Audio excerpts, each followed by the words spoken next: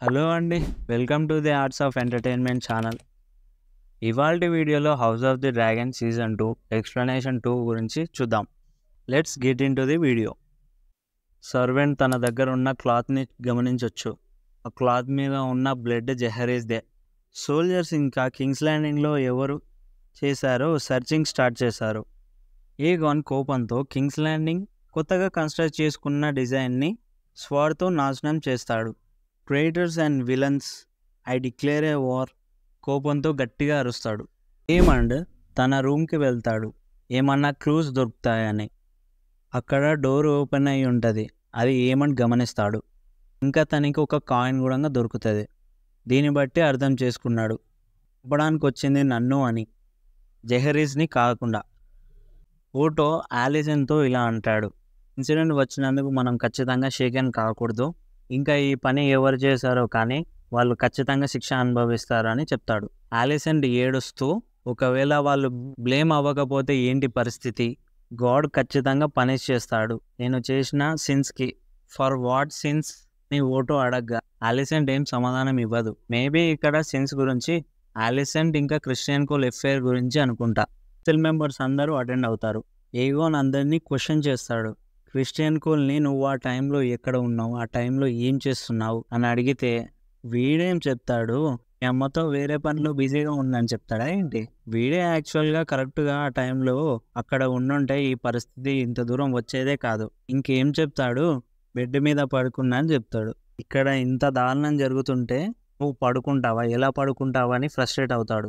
ఇదంతా రెనేరియా చేసిందని, తను అక్కడి నుంచి నన్ను చూసి నవ్వుతుంది అని క్లాస్ విసిరగొడతాడు. ఇప్పుడు కరెక్ట్ టైంలో లారీ స్ట్రాంగ్ వచ్చి ఆ మర్డర్ ఎవరు చేశారో తెలిసింది, వాడెవరో కూడా దొరికాడు. ఇది ఇలా చెప్పిన వెంటనే ఏగాన్ కోపంతో అతన్ని నా చేతులతో చంపేస్తా ఇప్పుడు అని కోపంతో వెళ్తాడు. క్రిస్టియన్ కోల్ ఆపుతారు. ఓటో దానికి ఫస్ట్ ఇన్ఫర్మేషన్ ఎవరు చేశారో అని తెలుసుకుందాం ఫస్ట్, అప్పుడే డైరెక్ట్గా వెళ్ళి చంపకండి అని చెప్పి ఆపుతాడు. ఈ ఎనిమి ఎవరో కూడా తెలిసి మళ్ళీ ప్రోటోకాల్స్ స్టడీయింగ్ ఎందుకు, వాళ్ళు డైరెక్ట్గా వెళ్ళి చంపితే అయిపోతుంది కదా అని ఇదంతా ప్రాసెస్ ఎందుకని క్వశ్చన్ చేస్తాడు. జాస్పర్ వేల్ పోతే మనలో ఇంకా ఎవరైనా చేసి ఉండొచ్చో కరెక్ట్గా ఇన్ఫర్మేషన్ తెలుసుకుందాం అలా చెప్తే దానికి ఏగాన్ అవును మనలో కూడా ఎవరో అయ్యుండొచ్చు కదా అని అంటాడు. ఇక్కడ ఓటో ఒక తెలివైన పని చేస్తాడు. రెనేరియా టార్గెరియన్ మీద బ్లేమ్ చేద్దాము, అప్పుడు స్ట్రీట్స్ అంతా విస్పర్ చేస్తారు. బేబీస్ ని చంపే స్లేయర్ అని పేరు కూడా వస్తుంది. దాంతో పాటుగా జెహరీస్ ఫ్యూనరల్స్ కూడా చేద్దాము అని చెప్తాడు. ఆ ఫ్యూనరల్స్ కూడా అందరి ముందు స్ట్రీట్స్ అంతా తిరిగి చేద్దాము అని అంటాడు. దానికి ప్రజలందరూ కూడా సారోగా ఫీల్ అవుతారు. దానికి మన మీద సింపతి క్రియేట్ అవుతుంది. దానికి ఏగాన్ ఫస్ట్ ఒప్పుకోడు. తర్వాత ఆలిసెంట్ వచ్చి కన్విన్స్ చేస్తుంది. ఆలిసెంట్ క్వీన్ హెలెనా దగ్గరికి వస్తుంది. క్వీన్ హెలెనానేమో దాన్ని తలుచుకుంటూ చాలా బాధపడుతుంటది. ఇంకా ఫ్యూనరల్స్ గురించి కూడా చెప్తుంది. ఆ ఫ్యూనరల్స్ హెలెనాకి నచ్చదు. మనం ఇది చేయక తప్పదు, ఐరన్ థ్రోన్కి రిప్రజెంటేటివ్స్గా మనం అది చేసి తీరాలని నచ్చకున్నా సరే ఒప్పిస్తుంది. ఇక ఆలిసెంట్ అప్పుడు జరిగిన ఇన్సిడెంట్ గురించి చెప్దాం అనే లోపే ఇక దాన్ని హేట్ చేసి ఇక వెళ్ళిపోతుంది. లారెస్ వచ్చి ఆ మర్డర్ చేసిన సోల్జర్ని పనిష్ చేద్దామనే లోపే అతను మొత్తం కన్ఫ్యూజ్ చేస్తాడు. ఇదంతా డేమన్ టార్గెన్ యొక్క ప్లాన్ అని, తనే ఇదంతా చేపించాడని. దాని తర్వాత ఏగన్ వచ్చి కోపంతో తన దగ్గర ఉన్న వెపన్ తో అతన్ని చంపేస్తాడు. నెక్స్ట్ ఫ్యూనరల్ స్టార్ట్ చేస్తారు. క్వీన్ హెలెనా తన బేబీని అలా చూస్తుండగా చాలా బాధపడుతుంది. ఇంకా ఆ బాధతో కూడా ఏడ్చేస్తుంది. అక్కడ ఉన్న పీపుల్ అంతా ఫ్లవర్స్ ని చల్లుతారు. కానీ హెలెనాకు అదంతా ఒక బూడిద లెక్క కనిపిస్తుంది. ఆ బాధ అంతా హెలెనా ఎలా పడుతుందో అదే విధంగా పీపుల్స్ కూడా సారో చూపిస్తారు. ఇంకా దాని తర్వాత ఇప్పుడు ఒకడు ఇలా అంటాడు, ఇదంతా రెనేరియా వల్లనే జరిగింది, తను ఖర్చు పెట్టింది అని గట్టిగా అరుస్తాడు. దానికి ఆలిసెంట్ వింటది. ఇక్కడ ఇంకొకటి చెప్పాలి, క్వీన్ ఆలిసెంట్ కూడా బాధపడుతుంటది. ఆ టైంలో అలా జరుగుండకపోతే బాగుండని తను కూడా ఏడ్చేస్తుంది. రెనేరియా సో ఇప్పుడు నన్ను అక్యూజ్ చేస్తున్నారా అని చెప్తుంది. దీని గురించి మనకు మెసేజెస్ కూడా పంపించారు. రెనేరియా ఇది నేను ఎలా చేస్తానని అనుకుంటారో, ఆ బాధ ఎలా ఉంటుందో కూడా నాకు తెలుసు. అలా అంటే దానికి సర్ అల్ఫ్ ఏమో అది కోపంతో వచ్చిన డెసిషన్ అవ్వచ్చు కదా అని చెప్తాడు. ఆ తర్వాత రేనిస్ డేమన్ వైపు ఒక లుక్ ఇస్తుంది. దాన్ని బట్టి రెనేరియా కూడా డౌట్ వస్తుంది. డేమన్ టార్గెట్ ని ప్రైవేట్ గా అడుగుతుంది, మర్డర్ చేయడానికి నువ్వు అసాసిన్స్ పంపించావా అని. ఇక్కడ డేమన్ టార్గెట్ అయితే క్లియర్ గా చెప్తాడు, ఇదంతా ఒక మిస్టేక్ వల్ల జరిగింది, నేను మర్డర్ చేయడానికి పంపిస్తే జెహరీస్ని మర్డర్ చేశారు, సో ఇది నా తప్పు కాదు అని చెప్తాడు. ఒకవేళ ఏమండ్ కాకపోతే అప్పుడు నీ ఇన్స్ట్రక్షన్స్ ఏంటి, ఎవరిని చంపిస్తావని అడుగుతుంది. నువ్వు ఇలా చేసినందుకు నా థ్రోన్ ని వీకెండ్ చేస్తున్నావు. ఇక్కడ ఇంకొక విషయం చెప్పాలి. ఎపిసోడ్ 1లో రాట్ క్యాచర్ ఏమని దొరకకపోతే ఏం చేయాలి అని దానికి డైరెక్ట్ గా కట్ చేస్తారు. ఇక్కడ ఏం చెప్పాడు అని ఒక్క డీమైన్ కే తెలియాలి. మీరేమనుకుంటున్నారు గైస్? కింద కమెంట్ సెక్షన్ లో చెప్పండి. నీకు ఆ థ్రోన్ రాలేదని నన్ను ఒక టూల్ కింద వాడుకుంటున్నావు అని చెప్తే దానికి డీమైన్ దానికి చాలా సీరియస్ అవుతాడు. సర్ ఎరిక్ క్రౌన్ తెచ్చినప్పుడు అది నీకు తెచ్చిపెట్టాను ఇలా చెప్తే దానికి అంతకంటే ముందు నువ్వు వార్ చేయాలని చూసావని రెనేరియా చెప్తుంది. నాకు దక్కాల్సిన థ్రోన్ ని నీ వల్ల ఇంకా వీకెండ్ చేస్తున్నావని చెప్తుంది. ఇక లాస్ట్కి ఇంకా నన్ను క్వీన్ గా అండ్ రూలర్ గా యాక్సెప్ట్ చేస్తావా చెయ్యవా అని అడిగితే దానికి ఏం సమాధానం చెప్పకుండా సీరియస్ గా కోపంతో వెళ్తాడు. ఇక తన డ్రాగన్ ని తీసుకెళ్లి ఇంకా వెళ్ళిపోతాడు. నెక్స్ట్ డేమన్ ఏం చేస్తాడు అని చాలా ఈగర్ గా వెయిట్ చేస్తున్నాను. ఏం మెంటల్ పని చేస్తాడో మళ్ళీ ట్రస్ట్ ని తెచ్చుకోవడానికి దానికి మ్యాడ్ గా వెయిట్ చేస్తున్నాను. చూడాలి మరి. మేబీ తను హైరన్ హిల్ కి వెళ్ళొచ్చు. రెనేరియా తన డాటర్ బేలాని పిలిచి నువ్వు కింగ్స్ ల్యాండింగ్ ని గమనించు, ఇన్ఫర్మేషన్ అంతా నాకు మళ్ళీ వచ్చి చెప్పు, ఏమాత్రం మిస్టేక్ చేయకు, చాలా జాగ్రత్తగా ఉండు అని ఈ వర్క్ అసైన్ చేపేసి ఏమండి ఒక హోర్తో మొత్తం కన్ఫ్యూజ్ చేస్తాడు. ఏమనంటే లూక్ విషయంలో అలా జరిగి ఉండకూడదు అని బాధపడతాడు.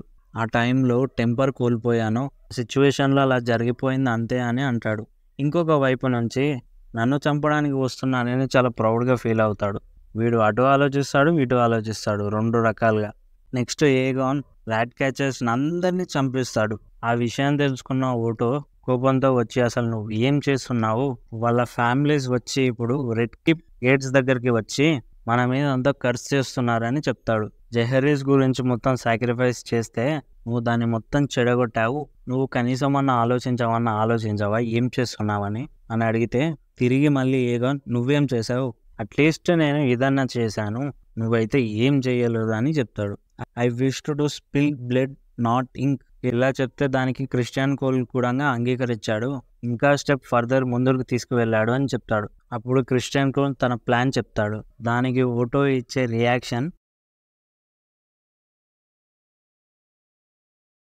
అని ఫీల్ అవుతాడు. కింగ్ విసేరియస్ నీ గురించి చెప్పింది అంతా కరెక్టే, నీ రూలింగ్లో ఓటో నీ గురించి కింగ్ విసేరియస్ చెప్పింది అంతా కరెక్టే, నువ్వు ఇంకా నాశనం చేస్తావు కానీ దాన్ని ఇంకా పీస్గా ఉంచలేవు అని తలుచుకుంటాడు. ఏగాన్ ఓటో వెళ్తుండగా రిమూవ్ చేసి వెళ్ళిపో, నిన్ను నేను ఎగ్జైల్ చేస్తున్నాను కింగ్స్ ల్యాండింగ్ నుంచి అని చెప్తాడు. నీ స్థానంలో క్రిస్టియన్ కోల్ని హ్యాండ్ ఆఫ్ ది కింగ్ గా నియమిస్తున్నానని చెప్తాడు. ఇదైతే అస్సలు ఎక్స్పెక్ట్ చేయలేదు నేనైతే. ఒక్కసారి ఊహించుకోండి అబ్బా, జెహరీస్ చనిపోయేటప్పుడు క్రిస్టియన్ కోల్ ఏం చేశాడు అని ఆ విషయం గురించి తెలిస్తే ఏగాన్ ఏం చేస్తాడు ఏంటో పాపం పిల్లోడు. ఆఖరికి ఇక ఓటో ఇది నువ్వు ఖచ్చితంగా రిగ్రెట్ అవుతావు అని చెప్పి ఇక వెళ్ళిపోతాడు.